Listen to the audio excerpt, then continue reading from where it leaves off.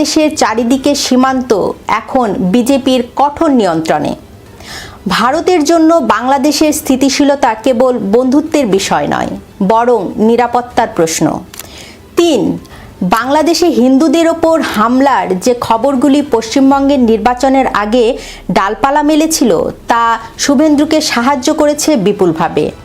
শুভেন্দু মনে করেন, শেখ হাসিনা ক্ষমতায় না থাকলে বাংলাদেশের চরমপন্থী শক্তি উত্থান হবে, যা ভারতের জন্য হুমকি।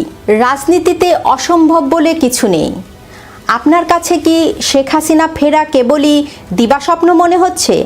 আসুন 3টি সম্ভাব্য পথের কথা বিশ্লেষণ করি, তাহলে আপনার সামনেও বিষয়টি পরিষ্কার হবে। প্রথম পথ, আন্তর্জাতিক চাপ। তারেক রহমানের সরকার যদি দীর্ঘমেয়াদে স্থিতিশীলতা বজায় রাখতে ব্যর্থ হয় এবং অর্থনৈতিক সংকট বাড়ে, তবে সাধারণ মানুষের মধ্যে ক্ষোভ বাড়বে। এমনিতেই গত 2 বছর ধরে বাংলাদেশের অর্থনৈতিক অবস্থা খুবই খারাপ। নিত্যপণ্যের দাম বাড়ছে, মানুষের আয় কমছে, কারখানা বন্ধ, বহু মানুষ বেকার, বিদ্যুৎ নেই, মব সন্ত্রাস, আইন শৃঙ্খলার অবনতি সাধারণ মানুষকে ভাবাচ্ছে। অনেকেই বলছেন, আগেই ভালো ছিলাম, অর্থাৎ আওয়ামী লীগ সরকারের প্রতি সহানুভূতি তৈরি হয়েছে। সেক্ষেত্রে আওয়ামী লীগ যদি আবার সংগঠিত হয়, যদি ভারত প্রচ্ছন্ন সমর্থন করে, তবে আওয়ামী লীগ তখন বড় শক্তি হয়ে দাঁড়াবে। সেটি রুখে দাঁড়াবার ক্ষমতা বিএনপি কিংবা জামায়াতের পক্ষে অতটা সহজ হবে না।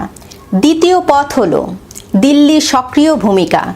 পশ্চিমবঙ্গের জয়ের পর বিজেপি সরকার এখন আগের চেয়ে অনেক বেশি আত্মবিশ্বাসী।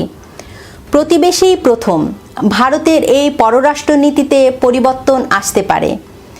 শুভেন্দু অধিকারী এমন একজন নেতা, যিনি প্রধানমন্ত্রী নরেন্দ্র মোদী এবং স্বরাষ্ট্রমন্ত্রী অমিত শাহর কাছে সরাসরি পৌঁছাতে পারেন। তিনি এখন বোঝাতে পারেন যে পূর্ব ভারতে স্থিতিশীলতার জন্য শেখ হাসিনার কোনো বিকল্প নেই। এবং তৃতীয় পথ, কাউন্টার রেভলিউশন, অর্থাৎ পাল্টা বিপ্লব। পৃথিবীর ইতিহাসে অনেক গণ অভ্যুত্থানের পর পাল্টা অভ্যুত্থানের নজির আছে। যদি বাংলাদেশের শাসন ব্যবস্থায় কোনো বড় ফাটল ধরে, তবে সেই শূন্যস্থান পূরণে শেখ হাসিনার ফেরা একটি তুরুপের তাস হতে পারে। শুভেন্দু অধিকারী পশ্চিমবঙ্গের মমতা বন্দ্যোপাধ্যায়কে হারিয়ে ইতিহাস গড়েছেন সত্য, কিন্তু বাংলাদেশের সার্বভৌমত্ব আর জনমত সম্পূর্ণ আলাদা। তবে একথা অস্বীকার করার উপায় নেই যে পশ্চিমবঙ্গে বিজেপির দখলে যাওয়ায় বাংলাদেশের রাজনীতিতে দিল্লির প্রভাব এখন বহুগুণে বেড়ে গেছে। ইতিহাস সাক্ষী, দিল্লির আশীর্বাদ এবং সঠিক সময়জ্ঞান থাকলে রাজনীতিতে যে কোনো সময় যে কোনো কিছু ঘটা সম্ভব।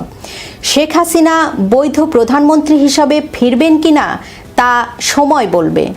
এখন দেখার বিষয়, পদ্মা পাড়ের জল আগামী দিনে কোন দিকে গড়ায়। তবে এটুকু নিশ্চিত, দিল্লির আশীর্বাদ ধন্য শুভেন্দুর প্রতিটি কথা এখন বাংলাদেশের রাজনীতিতে ভূমিকম্প তোলার ক্ষমতা রাখে। আপনার কি মনে হয়, শেখ হাসিনা বৈধ প্রধানমন্ত্রী হিসাবে বাংলাদেশে ফিরবেন? শুভেন্দু অধিকারীর দ্বিতীয় এই ভবিষ্যৎবাণীও কি সত্যি হতে চলেছে? জানান আপনার মতামত। ভিডিওটি শেয়ার